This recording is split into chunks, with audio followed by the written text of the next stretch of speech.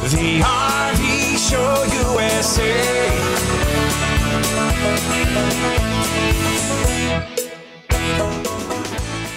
To welcome our favorite RV enthusiast and incredibly talented musician and guitarist back to the show, Mr. Roger Hurricane Wilson. How are things back in Atlanta, Roger? Well, it was a beautiful day today. Finally, we're getting some good weather. Maybe the pollen is going to thin out sometime soon, but I'm not sure. I don't know if I don't know if any place can have more pollen than here in Texas recently. My gosh, it's awful. My red truck is yellow from the pollen here. So my vehicles, my furniture outside, everything resembles that. It's all yellow and green. So, hey, it looks like you are staying busy over there. Well, I'm putting out a lot of product right now. I've been got kind of on a creative thing, but I'm getting ready to release a DVD of myself and the Homeboys from the show we did in January, and then I just put out a 10-song CD of 10 Bruce Springsteen songs since I'm from the Jersey Shore as a kid, and I was part of that crowd, and then just did a song about my former boss, Ted Turner, when I was working at CNN. So, yeah, there's a lot of things going on. I'm never bored. But tell me about that. Your Springsteen CD is getting tons of airplay, isn't it? It really is. We've got it out on Airplay Direct, which is a huge forum for about over 11,000 radio stations to download cuts all over the world, and a lot of them are picking it up on it. So we're pleased with that. It's just a matter of people to hear the music and be able to listen to it. How old were you when you first started playing the guitar? I know you've been doing it most of your life. Took my first guitar lesson on January 7th, 1963, when I was 9 years old. You've been eating up with it ever since, huh? Well, it was kind of boring at first because I had a teacher that I wasn't really crazy about because he would always get mad at me. I'd start playing whatever I felt like playing and not pay attention to what he was doing. And now I've been teaching guitar lessons for 45 years, and I do everything opposite of the way I learned. But along about when I was a teenager, I was going to school, prep school in Atlanta, and I stumbled across the Allman Brothers Band, and that kind of got me more into the guitar and blues and such and such. And once I stood about 8 feet from Dwayne Allman and watched him play back in 1971, I was ruined for life, and here I am. Man, and I'm telling you, I listen to your songs, and you are one hell of a guitarist. You really are. What, do you get nervous when you're performing in front of a bunch of people, or is it no big deal anymore? Well, it really depends on the show. I mean, overall, when you're playing gigs, it's just a matter of you don't worry about it. You just got to go out there and be yourself. You can't be anything that you're not. You know, so many artists, I think they try to go beyond that and be something. But Muddy Waters always said, if you just be yourself, they'll love you. Of course, nobody has to like you, but if you just go out and I don't know how to do anything except be myself. So that's kind of what I do, and I don't really worry about it. If you were playing in front of 80,000 people, maybe you might get a little nervous, but other than that, not really. What does it feel like, Roger, to when you perform and you're knocking it dead, you're knocking the ball out of the park? What does that feel like? You got to be pretty proud even after playing all these years. Yeah, I mean, there's a fine line. You can't let it go to your head. The basic thing is if they put something out there and people like it and they enjoy it, that's exhilarating and that's good. It's not all about the ego. Like there's a lot of musicians and a lot of players that live for the stage and they're not happy unless they're on the stage. Well, that's not me. But when I do it, I just still have fun doing it.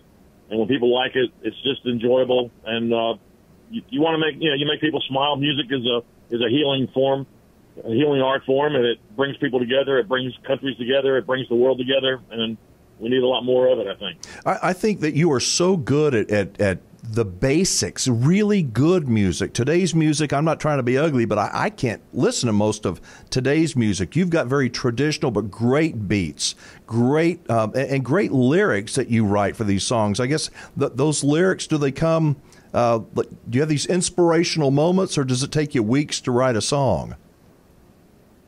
It can take 15 minutes or it can take 15 years. It doesn't really matter. It really just, when the thought comes, the reason I did this, I was kind of on a dry spell for a little while, but I got a few other things floating around now.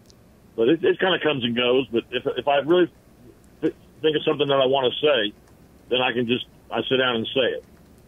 You know, if you ever wondered who belongs to that powerful voice that you hear doing some of our liners here on the show, it's our buddy Roger Hurricane Wilson, who just happens to be joining us from over in Atlanta. Roger, you have got a great set of pipes, man. I'm telling you. Well, I appreciate that. Some days are better than others, I think. How did a boy from New Jersey end up down in Atlanta? Well, basically, my mama was from Atlanta, and my dad was from New Jersey, and my mom moved to New Jersey for work years ago, and my dad was a mechanical designer. But he was very young at the time. He was 11 years younger than my mom, but somehow I don't know what he said to her, but anyway, it worked. She married him, and here it is, you know. Now, when you went down to Atlanta, when you were younger than you are now, you worked for a little outfit down there called CNN. Tell me about that. Before Fox News or CNBC or any of these cable news stations, you actually worked for the one and only CNN when it was really CNN. Well, I went there in 1986. I went away to school in '67. Went to Woodward Academy, which was a private school. It used to be Georgia Military Academy. And I went to school there, got into the music. Went back to Jersey for 1 year. Came back down to play music in '73. Been there ever since. And then but I got into broadcasting. I was working radio stations and all that. And then I ended up at CNN in 1986 on the CNN Radio Network. And then I got promoted up into the newsroom for about 8 years. And I worked weekend production, which was a matter of just overseeing the newsroom. And we worked directly for Ted. You know, Ted was the boss, and we had a great crew. And it was the only network at the time. Everything that you see now, all the other networks are offsprings of that. And even I was there during the first Gulf War, during the Iran-Contra hearings and all that. But during the first Gulf War, so the writers at CNN Headline News especially were having to write carefully because Saddam Hussein was watching CNN at the time, and it was really crazy. But that's the way it was. It was it's a whole different world now, obviously. But I felt like I was there at a good time. So, did you ever meet Ted Turner when you worked there? Did you ever see him? Well, he held meetings periodically, and he'd come down to the cafeteria and maybe kick the water fountain or something, if he was like, or come get a cup of coffee. Yeah. But he basically, the way what happened was with Ted, everybody thought he was going to be the mouth of the South, and he wasn't. He was Captain Courageous, for the cup and all that he won, and he was kind of eccentric and fun and crazy, but he put smart people around him. I mean, he had a wonderful bunch of journalists and folks that took care of it and just made it, a good thing at the time. And, of course, big business has stepped in, like my song says here, and kind of changed everything around. What happened? Because we've got a little cut of this. It's going to take probably 40 seconds to play. I don't want to play it yet. Set this song up because I listened to it. It's a wonderful song. It's just, why did you write it? What's it about?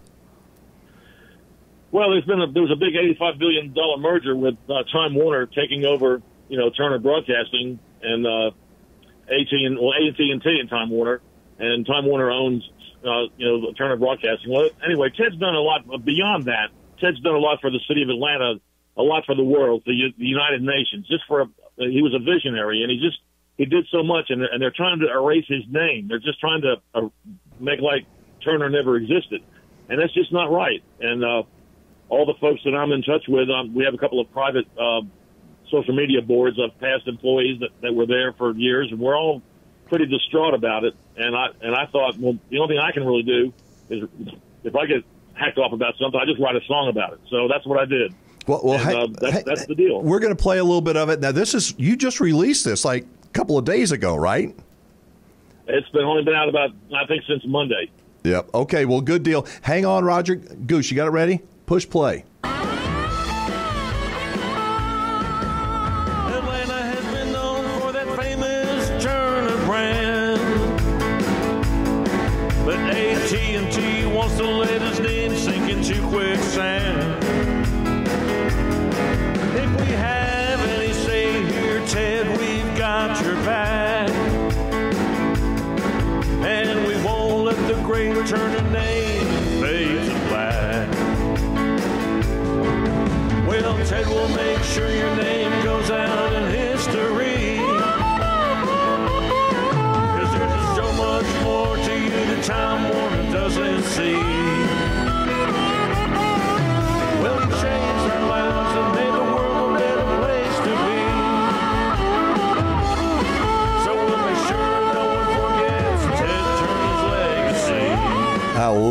what a catchy tune, and it's just great, Roger. And that you got inspired by them just trying to marginalize Ted Turner, huh?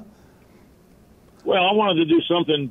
You know, I mean, I'd like to see him keep his name alive. I mean, he put Atlanta on the map, and he did, you know, so much more than just Atlanta. Excuse me, for broadcasting. I mean, he owned the Atlanta Braves, you know, early on, and the Atlanta Hawks, and then he gave $1 million to the United Nations to try to get them to get their act together. And there's just a lot of things that he did. The Goodwill games, he just, you know, the green thing, the Buffalo, the Montana Ranch, the green movement, and all that. Just really just looking ahead and trying to, you know, do something, leave something better the way than it was before he got here. I love that. I love how you're fighting to, you know, keep those important people as pioneers that paved the way for Fox News and CNN. And forget about politics. This guy was a visionary. He was a doer, not a thinker. He was a thinker and a doer. Well, I had to delete a couple of comments earlier. I think somebody, you know, threw in a political thing, and it's not about politics at all. It doesn't matter. You know, everybody can believe what they can believe. I'm not one to go around boasting about that, but it's a matter of it's just a matter of what he did and what he was looking ahead to, and the accomplishments that he made and the mark that he left. Yeah, well, I'm proud of that song. It sounds really good. So I can't believe that your Hurricane Wilson Road Rally begins in 4 months, man. That's right around the corner. Man, I was looking at it and I was going, oh, man, it's starting to take shape for sure. So tell our listeners, we only have a couple of minutes left. What is your road rally going to be about? You are an RVer yourself. Kind of give us the synopsis, if you would. Well, I started RVing back in '06 and, you know, just played a whole bunch of parks across the country. But I don't go out on the road as much anymore. But basically, it's going to start out the first weekend of August at the Pine Country RV Resort in Belvedere, Illinois. Move over to Grand Lake RV in Oklahoma. Colorado comes later. Anyway, then I'm going to come out there to Big Chief and hang out, and then I'm going to do a convention in Austin while I'm out there, and then it'll end up back over in Rennersville, Oklahoma, right outside of Chakotah, for the annual Dusk Till Dawn Blues Festival, which is an amazing blues festival, and I'll be performing on that. Plus, there's places for RVers, and it's just a really great time. So the whole rundown is in the RV Facebook page. And what is the Facebook page? Let's go ahead and put a link up on it, Graphics Girl. What is that, so people can go and check it out, add their name to it? It's Roger Hurricane Wilson's Rolling RV Rally. Okay.